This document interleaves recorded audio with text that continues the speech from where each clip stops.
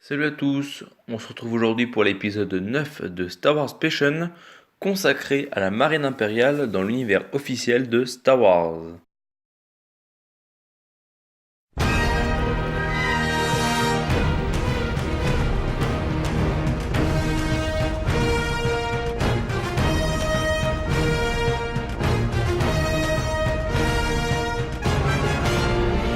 Alors déjà, petite présentation de la marine impériale. La marine impériale, c'est la branche navale des forces armées de l'Empire. Elle comprend la plus grande partie des millions de vaisseaux impériaux, que ce soit du simple chasseur TIE à l'immense cuirassé Executor. Elle a été fondée à partir de la marine républicaine. Elle participa tout d'abord aux premières campagnes de pacification impériale, puis à la guerre civile galactique. Alors la naissance de la marine impériale c'est -19 avant la bataille de Yavin, et sa dissolution c'est +4 après la bataille de Yavin. Il faut savoir que la marine impériale est l'une des plus formidables machines de guerre de tous les temps. Elle comptait plusieurs millions de vaisseaux et plusieurs milliards d'hommes. On va maintenant parler rapidement du rôle de la marine impériale. Donc les rôles de la marine impériale, c'est tout d'abord la protection des citoyens impériaux, la traque de pirates et de contrebandiers, l'intervention contre des gouvernements armés ennemis ou amis, et également des blocus, des bombardements orbitaux, des invasions, mais ce sont des cas plus rares. Alors il faut savoir que dans la marine impériale, je pense que vous le savez sûrement, mais on n'aime pas trop les aliens, hein. Effectivement, l'empereur était contre les non-humains dans son armée, et du coup, sauf quelques rares exceptions, il n'y avait pas d'aliens dans la marine impériale. L'une de ses plus célèbres rares exceptions, c'est le grand amiral Thrawn. Il faut également savoir que la marine impériale était un milieu très machiste.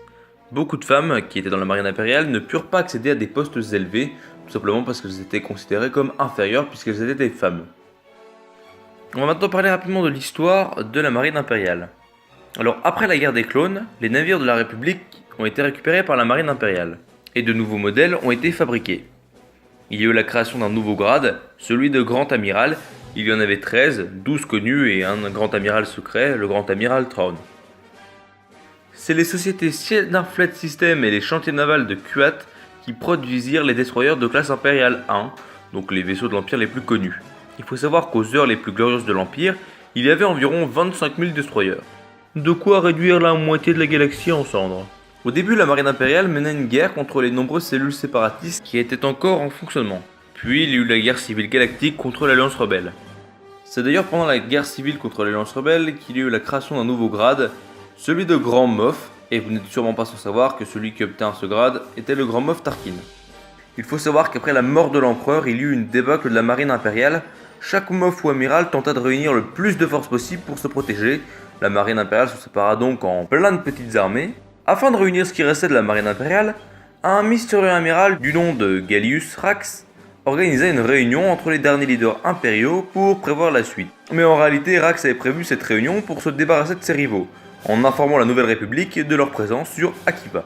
Un plan plutôt ingénieux, puisque Rax réussit à réunir les vestiges de l'Empire sous son égide. Mais la marine impériale fut à nouveau battue en orbite de Jakku, comme on le voit dans Star Wars 7, il y a de nombreuses carcasses de destroyers impériaux, de TRTT sur Jakku. C'est dû à cette grande bataille qui a eu lieu entre la marine impériale et la Nouvelle République, où la marine impériale a subi une de ses plus lourdes défaites. Et c'est suite à cette nouvelle défaite que le grand vizir Massameda, qui se trouvait sur Coruscant, signa avec la Nouvelle République la reddition et le démantèlement officiel de la marine impériale.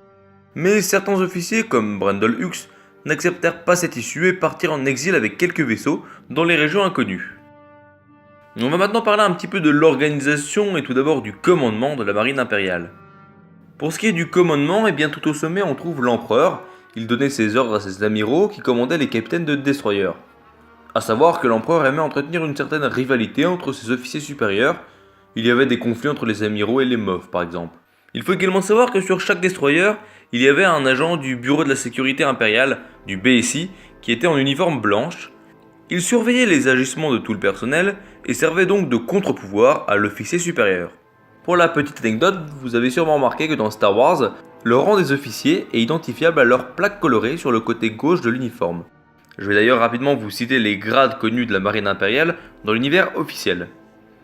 Alors on commence par le grade de cadet, suivi du grade d'enseigne, vient ensuite celui de sous-lieutenant, puis celui de lieutenant, puis lieutenant-commandant, commandant, capitaine, capitaine de ligne, commodore, contre-amiral, vice-amiral, amiral, amiral de flotte, haut amiral et grand amiral.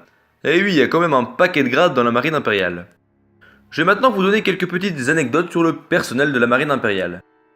Il faut savoir que le personnel était formé et entraîné dans le réseau d'académies impériales, et dès le début de leur formation, ils étaient tous très encadrés et endoctrinés. Une fois en poste, ils n'avaient le droit de rentrer voir leur famille que très rarement, et certains faisaient même le choix de ne jamais rentrer voir leur famille pour montrer leur dévotion à la marine impériale. A savoir que pour limiter les dépenses, les officiers de moindre rang devaient se contenter de produits nutritifs, comme des boissons.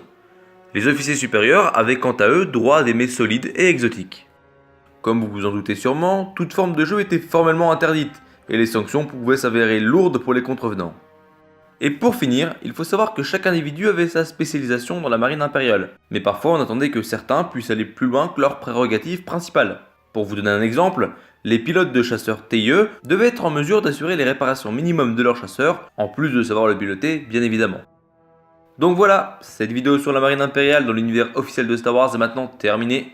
J'espère qu'elle vous aura plu. N'hésitez pas à lâcher un petit like, à commenter et à vous abonner. En tout cas, moi je vous dis à la prochaine. C'était l'apprenti Jedi. Portez-vous bien et que la force soit avec vous, jeune Padawan.